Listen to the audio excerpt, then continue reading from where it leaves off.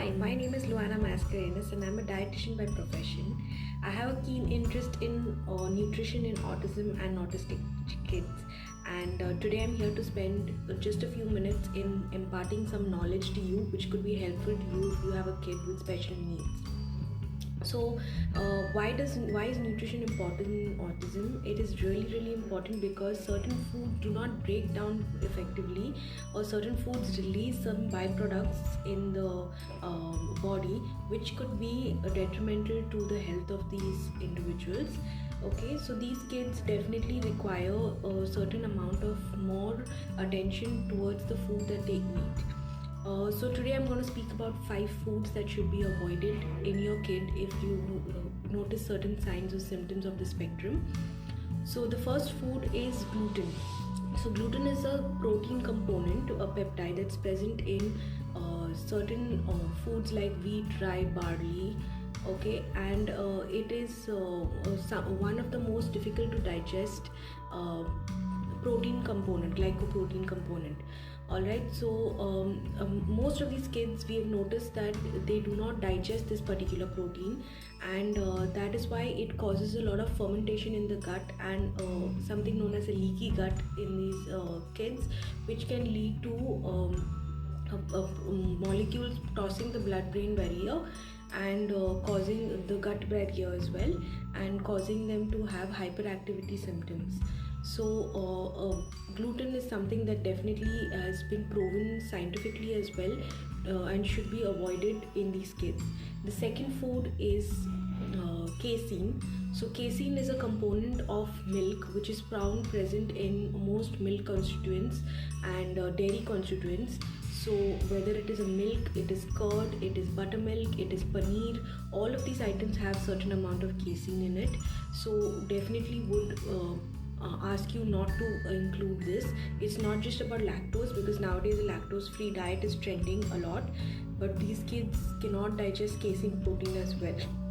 So definitely avoid protein in the form of casein for these kids. The third most important food is soya. So soya is said to affect the absorption of certain nutrients in the body because of the fermentation that happens. So soya containing foods also should be avoided, and anything that is made of soya, whether it's tofu, it's soya milk, it's like tempeh, soya sauce which is fermented, things like that need to be avoided.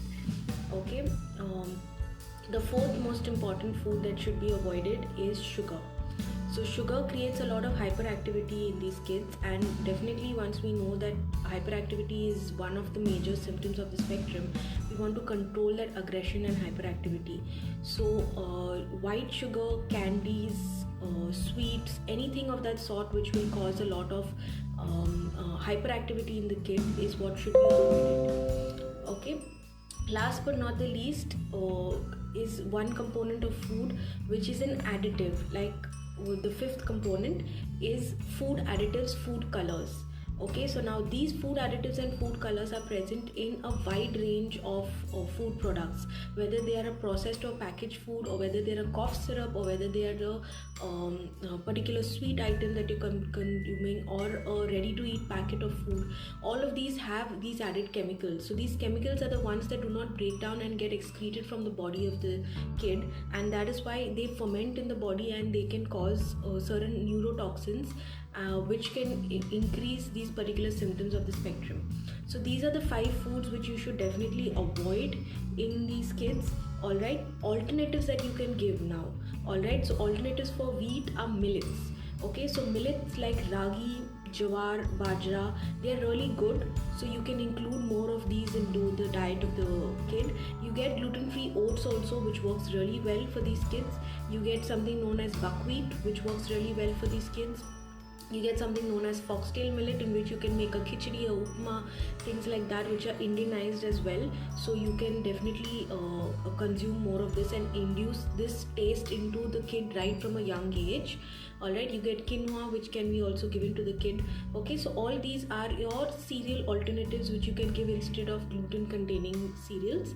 Okay, the second is dairy alternatives, which is oat milk, rice milk, coconut milk, which is the safest. Sometimes almonds also are a trigger to certain repetitive actions and certain other symptoms of the spectrum. So almonds also can be avoided in that case, or it can be soaked, peeled, blended and made into an almond milk and then given to the kid. Alright, but these other types of milks are definitely more beneficial. There is a talk about camel milk and its benefit in these kids, but I would not suggest this because it has not been scientifically proven to cause any significant benefits. Also, we must be attentive to the fact that camel milk has more electrolytes compared to regular milk. So we need to know how the sodium and the chloride can be affecting the blood-brain barrier of these kids, and more long-term studies are required in this benefit. Alright, so there's no scientific data that is published on the benefits of camel milk. The third alternative for soya is any other protein source that you would get by lean fish, chicken, eggs, lentils, pulses, okay, except for beans, which we avoid generally, but all other protein sources are quite good and can be given to these particular kids for muscle development and growth. Alright, the fourth alternative to sugar is jaggery, the use of honey, the use of stevia, which is a natural sweetener. Okay, so the use of dates for sweetening, the use of dried figs for sweetening, these all can be used in the as alternatives for sugar, and they can definitely help in lowering the glycemic index of a particular meal and helping the sugar release from the body slowed down. Okay, and the fifth alternative will be to go organic, to go with pure food, like fresh fruits, fresh vegetables, colors and tastes which come from natural foods should be encouraged a little more in these kids. You definitely want to increase the fruit and vegetable consumptions. If the textures are a problem in these kids, then you can always grind the fruits and vegetables. You can include them in smoothies, you can put them as stuffing in your parathas, you can do n number of things. You can take guidance of a qualified dietitian also, who can help you with this and design a meal plan for your kid who has all the adequate nutrients, especially the nutrients of importance like omega-3, zinc, magnesium. All of this is more emphasized in these particular kids because their gut does not absorb these particular nutrients really well. So a lot to do with the attention span, a lot to do with the with the normal day-to-day functioning of these individuals with delayed speech. So nutrition can help in all these particular aspects. So therefore I plead you to, if you see symptoms of the spectrum in your kid, you should get in touch with a qualified nutritionist or a dietitian, and they can definitely help you out with this. Thank you.